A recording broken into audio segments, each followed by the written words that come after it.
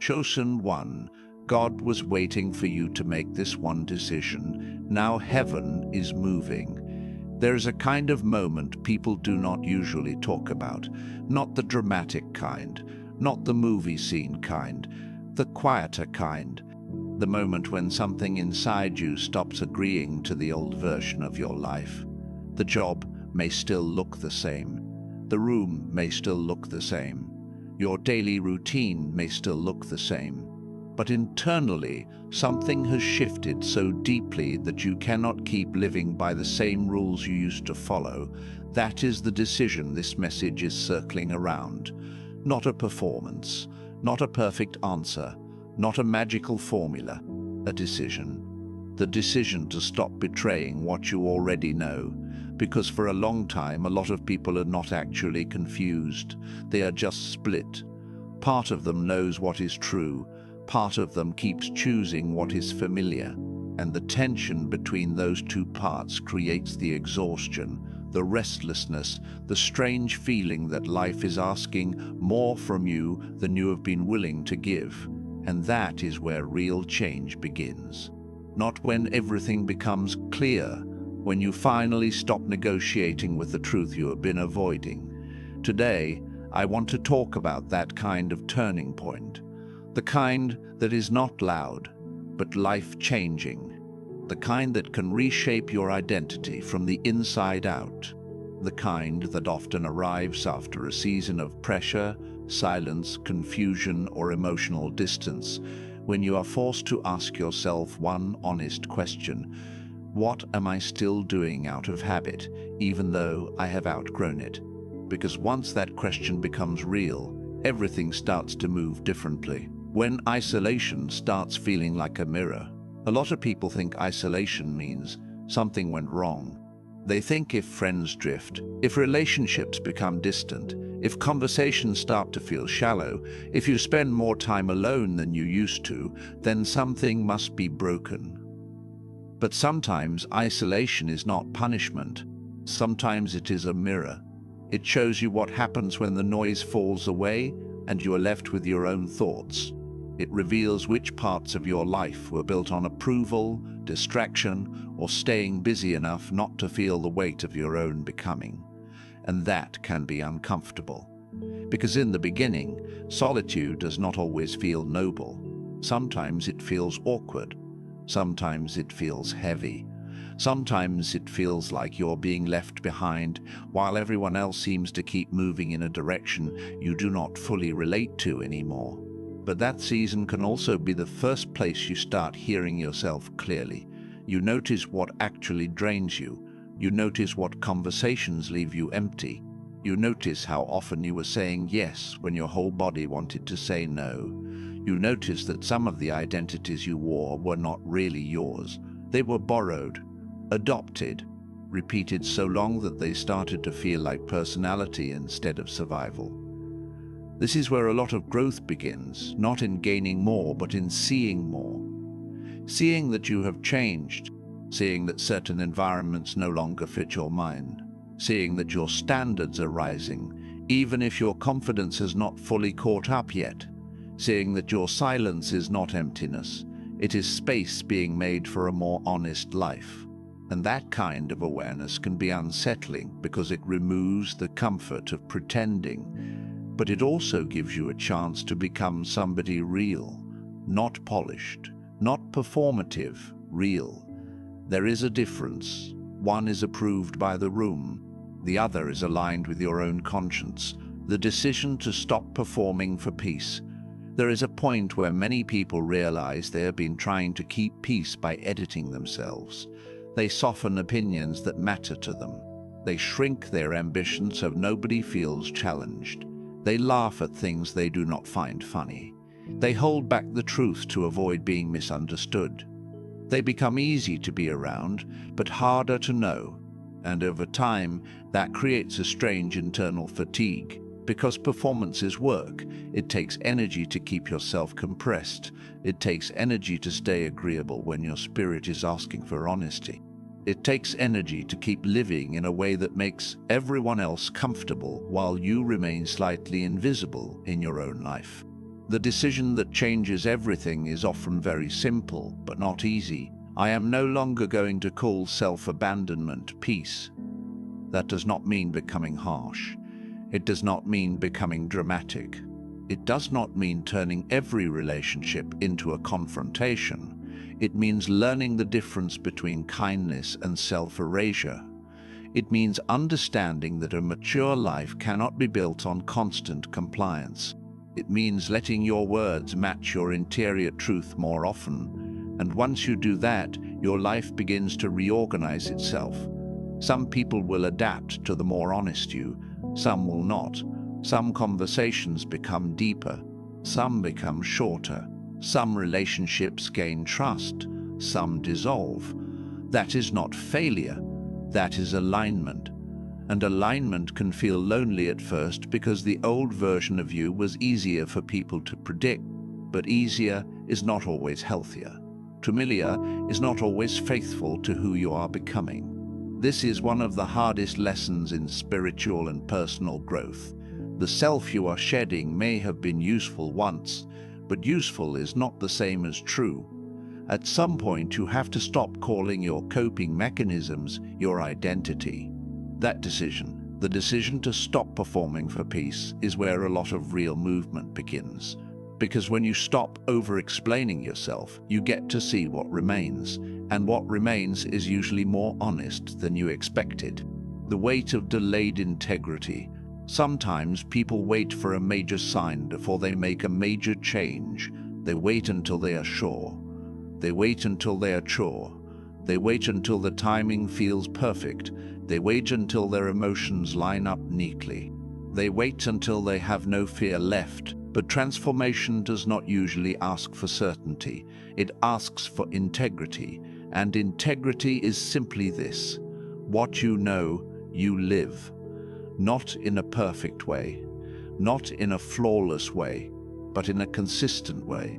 A lot of internal pain comes from delayed integrity. You know something is not working, but you keep it alive because ending it would require courage. You know a habit is weakening you, but you keep feeding it because it is familiar. You know a direction is misaligned, but you keep walking it because changing course would force you to grieve the version of life you had imagined. That grief is real. People often underestimate it. Changing your life does not just mean gaining a better one. It also means letting go of the one you used to defend, the one you justified, the one you explained away, the one that was built on hope, denial, habit, or pressure. So when the moment comes and you finally choose truth over comfort, it can feel like a quiet kind of heartbreak. But heartbreak is not always destruction. Sometimes it is the end of a distortion. Sometimes what breaks is the illusion that keeping everything the same was protecting you. In reality, it was delaying your growth. There is something sacred about the moment when you stop outsourcing your decisions to other people's opinions, when you stop asking everyone else what you should do with a life they do not have to live, when you stop treating your own inner knowing like it needs permission to exist. That is not arrogance, that is maturity, because mature people do not wait forever for external validation to do what their own conscience has already confirmed. They move, carefully, sometimes slowly, but they move. And once you start living with that kind of integrity, you may notice that the pressure changes.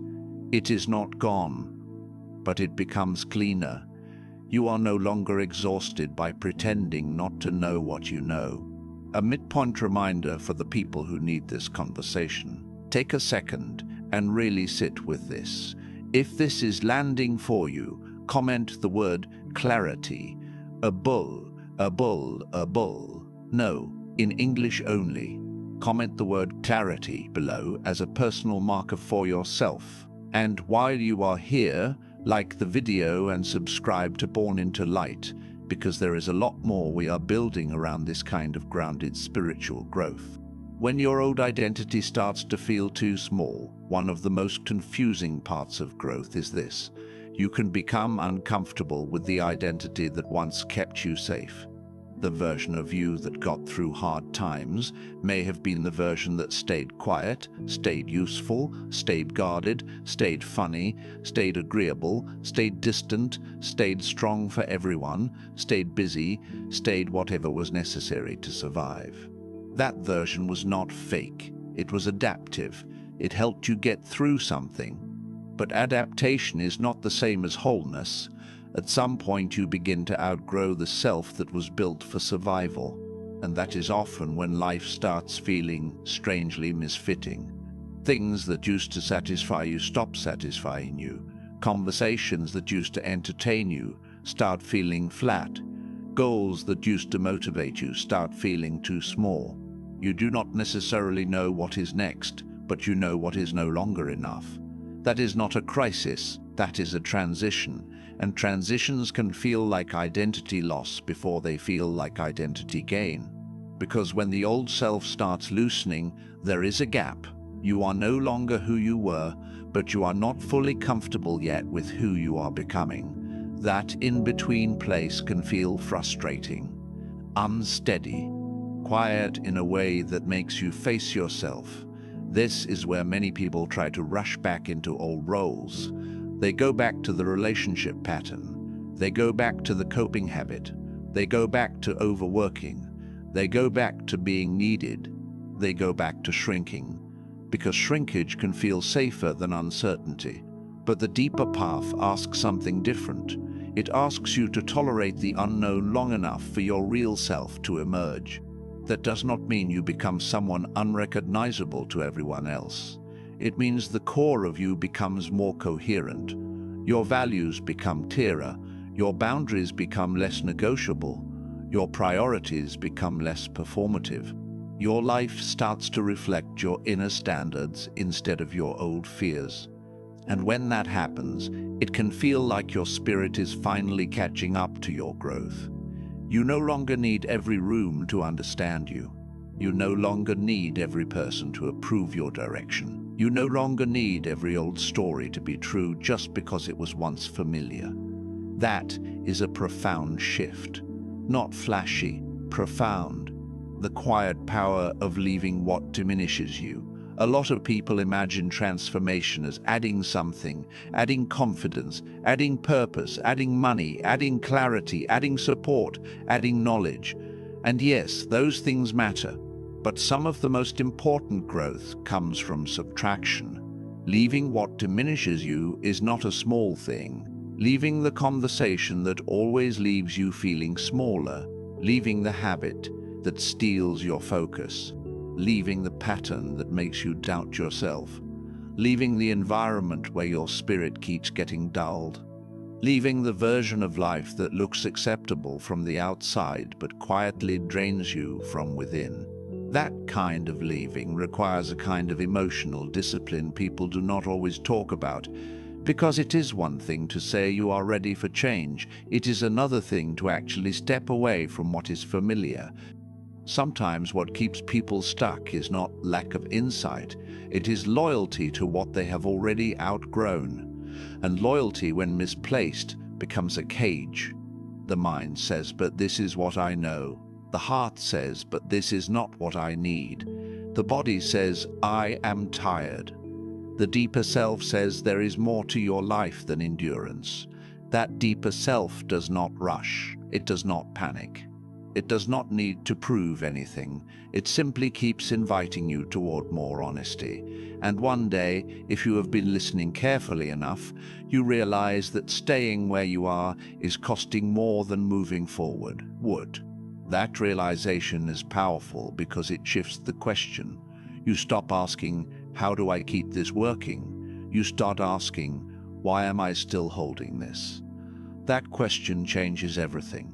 Because once you begin asking better questions, you begin making better decisions. And better decisions, repeated over time, create a different life. The hard part of becoming visible to yourself. There is a stage in personal growth that is not glamorous at all. It is the stage where you can no longer hide from yourself. You see your patterns. You see your excuses. You see how often you have tolerated less than what you know you need. You see where you are still negotiating with fear. You see the ways you have protected your image instead of protecting your peace. This stage can feel uncomfortable because self-awareness removes convenient illusions, but it also gives you power, not the loud kind, the usable kind, the kind that helps you interrupt a pattern before it runs the whole day, the kind that helps you pause before reacting, the kind that helps you admit, this relationship dynamic is draining me, or I have been avoiding this responsibility, or I am still waiting for someone else to validate what I already know. That level of honesty is not always pleasant, but it is clean. And clean honesty has a way of clearing space inside the mind. The more visible you become to yourself, the less likely you are to live on autopilot. That is important because many people are not fully choosing their lives. They are repeating them, repeating the same fear response, repeating the same attachment style, repeating the same need to be seen, needed, praised, or rescued, repeating the same tired script and calling it personality. But once you begin to see yourself clearly, repetition loses some of its power. You can interrupt it, you can question it, you can change course, not overnight, not magically, but truly. That is why self-awareness matters so much. It is the beginning of ownership, and ownership is one of the most respectful things you can offer your own life. The decisions that changes the atmosphere around you. There is a decision that shifts more than your mood. It changes your atmosphere. The decision to live from inner alignment instead of external pressure. That might sound simple, but it is deeply disruptive to old patterns. External pressure says, be who they can use. Inner alignment says, be who you actually are. External pressure says, stay where it is safe to be understood. Inner alignment says, move toward what is true, even if not everyone gets it. External pressure says, keep the mask on. Inner alignment says, let your life become readable to your own conscience. When someone makes that decision, the atmosphere around them changes. Their energy becomes less scattered. Their yes becomes more meaningful. Their no becomes less apologetic. Their conversations gain more substance. Their choices become less reactive. Their presence becomes calmer, not because life is easier, but because they are less divided inside. That is a real shift, and people around them usually feel it before they can explain it. Not because the person became perfect, because they became congruent. Congruence is powerful. It means your inner life and outer life are beginning to match. For a long time, your energy may have been leaking in all directions because you were trying to keep too many versions of yourself alive. The version that pleases, the version that pleases, the version that performs, the version that avoids conflict, the version that dreams, the version that is tired, the version that is afraid, the version that is afraid, the version that knows better. Eventually, one of those versions has to take the lead. The moment you choose integrity, the atmosphere changes. Not always immediately, not always dramatically, but decisively. And once that decision is made, there is often a strange calm that arrives afterward. Not because everything is solved, but because the inner debate is finally ending. You are no longer split, you are choosing. Deeper transformation happens when you stop romanticizing your pain. This is where a lot of people get stuck. They begin to admire their suffering too much. They turn endurance into identity. They make pain proof of depth. They make struggle feel holy just because it is familiar. But maturity asks for a different relationship with pain. Not denial, not obsession, discernment. Some pain teaches you, some pain warns you. Some pain is simply the result of staying too long where you were no longer meant to remain. And if you romanticize all pain, you may miss the one that is trying to tell you to change. There is a difference between carrying a hard season with strength and making a home inside what keeps hurting you. One is resilience, the other is refusal. And refusal can wear spiritual language beautifully while still keeping a person stuck. Real growth is less interested in looking profound and more interested in becoming free. That means being willing to ask difficult questions. What am I protecting by staying the same? What fear is disguising itself as patience? What relationship with myself needs repair? What am I pretending not to know? What would I do if I trusted my own growth more than my own habit? Those questions are not meant to shame you. They are meant to awaken you. Because the deeper transformation is not about becoming impressive. It is about becoming honest enough to change. And when honesty leads, identity begins to reorganize in healthier ways. You do not need to be rescued from your life if you are willing to participate in it differently. That is a powerful truth. What it means to be ready without feeling ready. A lot of people wait to feel ready. But readiness is not usually a feeling first. It is a decision first. You decide to honor the truth before you feel fully confident. You decide to take the next step before the fear disappears. You decide to stop outsourcing your direction before all your questions are answered. And then something important happens. Confidence often follows action, not the other way around. That is why so many people remain stuck. They keep asking for certainty when what they really need is commitment, not to a fantasy, to a process, to a more honest way of living. And that process will not always look dramatic from the outside. It may look like declining something you would have accepted before. It may look like ending a cycle that no longer deserves your attention. It may look like saying less and meaning more. It may look like disappearing from environments that rely on your old self. It may look like choosing discipline over mood, truth over convenience, and peace over applause. That is what readiness looks like in real life, not a lightning bolt, a steady refusal to keep abandoning yourself. The beautiful part is that once you start making that kind of choice consistently, your life does begin to feel different, not perfect, different. There is less inner clutter, less emotional bargaining, less pretending, less chasing, and more clarity, more stillness, more discernment, more self-respect. That is not small. That is the beginning of a new way of being. Closing reflection. So when people talk about a life-changing decision, they often imagine something huge and visible. But the decision that changes everything is often quieter than that.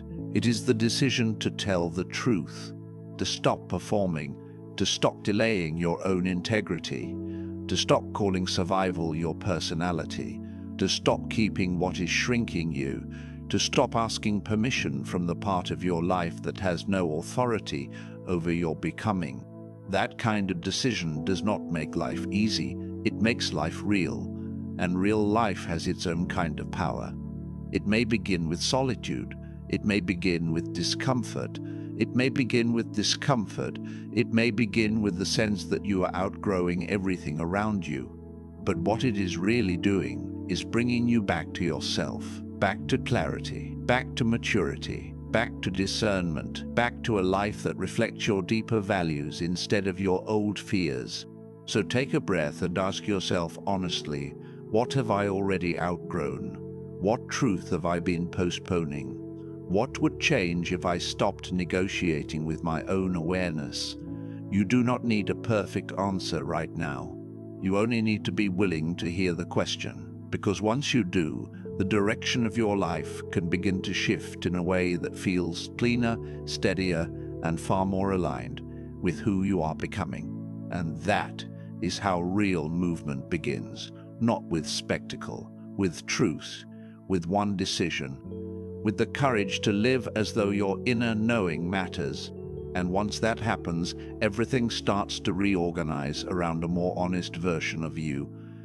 There is another layer to this that most people never fully talk about. When you begin changing internally, you also begin noticing how many parts of modern life reward disconnection from the self. People are rewarded for speed, not reflection, for image, not depth, for constant visibility, not inner stability. So when you slow down long enough to become honest with yourself, it can almost feel rebellious. Not in a loud way, in a deeply personal way, because honesty changes your relationship with everything. You stop chasing conversations that leave you empty. You stop forcing yourself into spaces that require you to disconnect from your values. You stop measuring your worth through constant comparison. You stop needing every person to understand your direction before you take responsibility for it. And the strange thing is, once that happens, life often becomes quieter internally. Not easier, quieter. The constant inner argument begins fading. For years, many people live with a divided mind. One side knows what needs to change. The other side keeps defending what is comfortable. That internal conflict drains enormous energy. It affects sleep, focus, relationships, confidence, even the ability to feel present. But when you finally make a clear internal decision, something settles. Again, not because every external problem disappears, because resistance inside you decreases. And that shift matters more than people realize. A person who is internally aligned moves differently through life than a person constantly betraying themselves. You can hear it in the way they speak. You can feel it in the way they carry pressure. You can see it in the way they stop chasing validation from people who were never capable of giving it consistently anyway.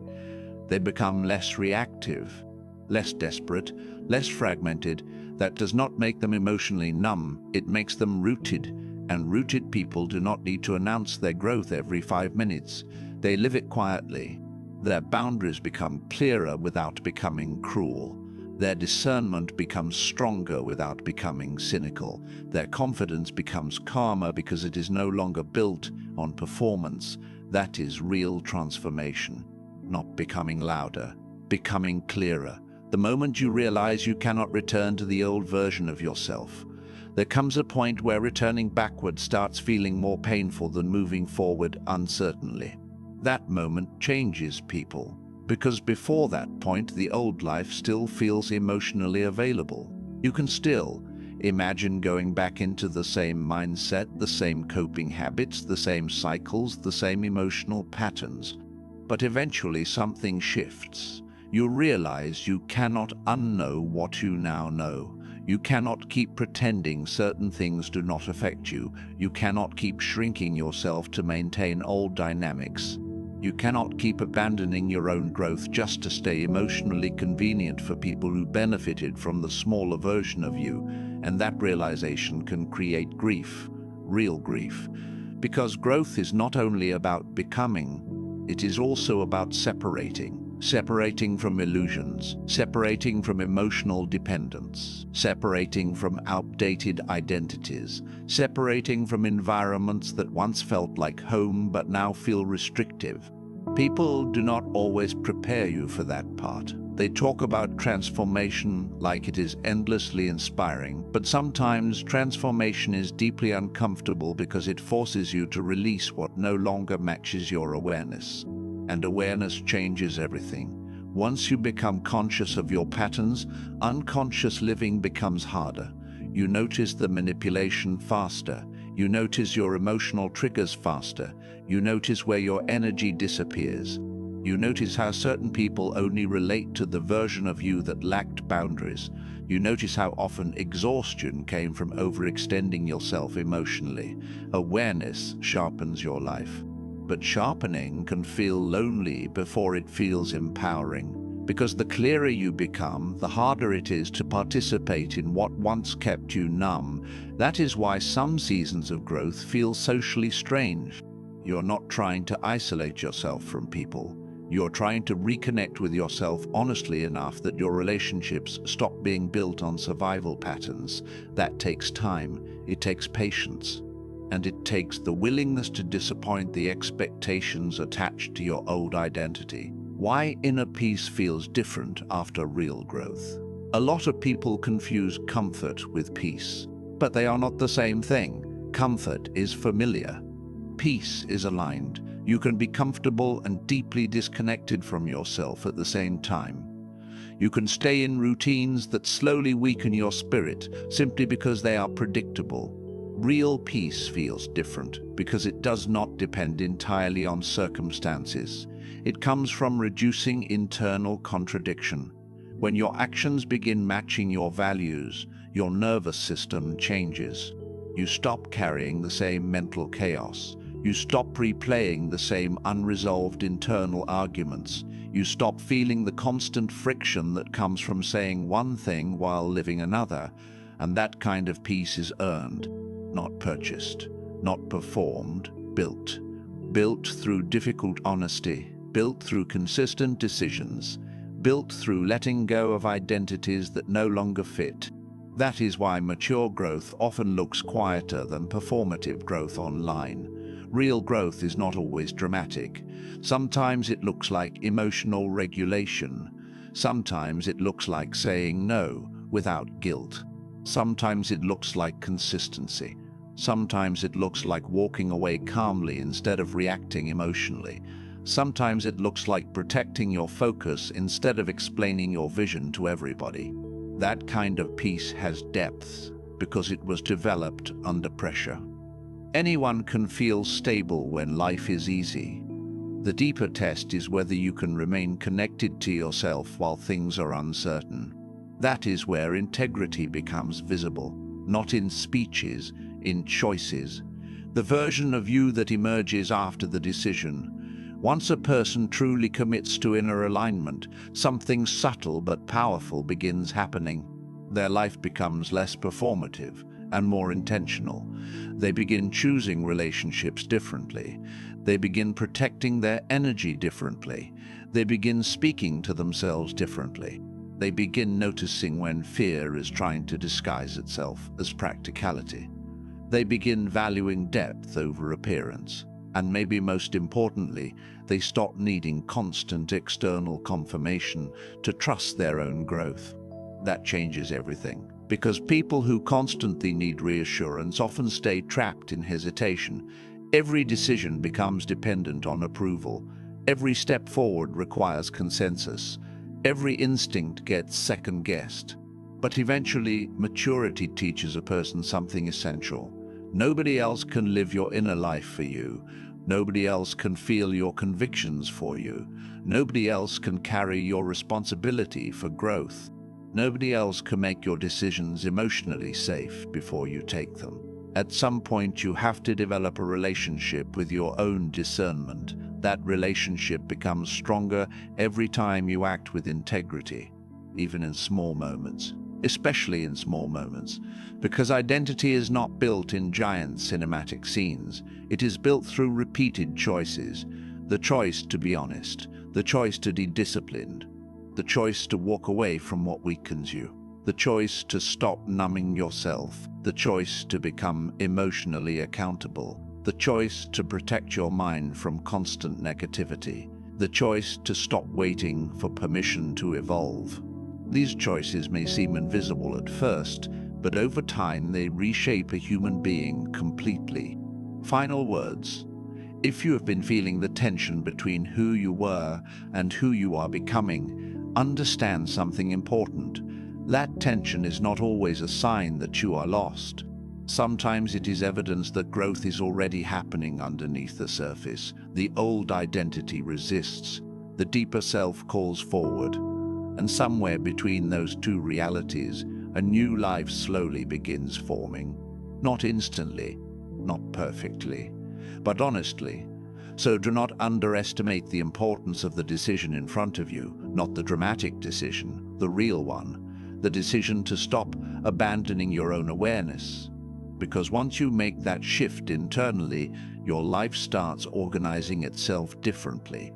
Your standards rise, your clarity sharpens, your energy becomes less divided, your relationships become more intentional. Your future stops being built entirely from old survival patterns. And perhaps for the first time in a long time, you begin feeling connected to yourself again. Not the masked version, not the exhausted version, not the constantly performing version. The real version, the one that has been waiting patiently beneath all the noise. And maybe that is what true awakening actually is. Not becoming someone completely new. Finally becoming honest enough to return to who you were meant to grow into all along.